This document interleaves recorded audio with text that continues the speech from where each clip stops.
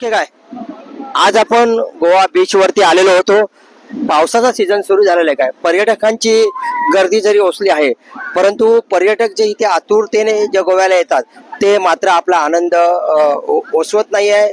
आनंद घेण्याचा प्रयत्न करतायत. बरंचसं तुम्ही पाहिलं असेल, वातावरण पावसाचे झालेलं आहे आणि पर्यटक जे आलेले आहेत, काही पर्यटकांच्या मनामध्ये नाराजी तर नक्कीच निर्माण झालेली आहे की पाऊस आल्यामुळे जो आनंद लुटता आला पाहिजे होता तो आनंद लुटता येत नाहीये.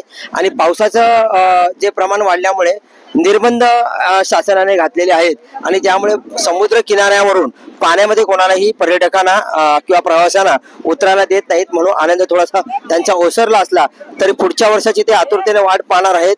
आणि गोवा जे पाहिलं होतं जे त्या पद्धतीने आज लोकांना आनंद वाटत नाही आहेत.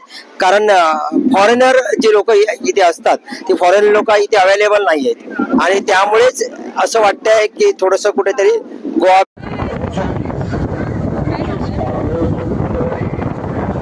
Yeah, I'm not.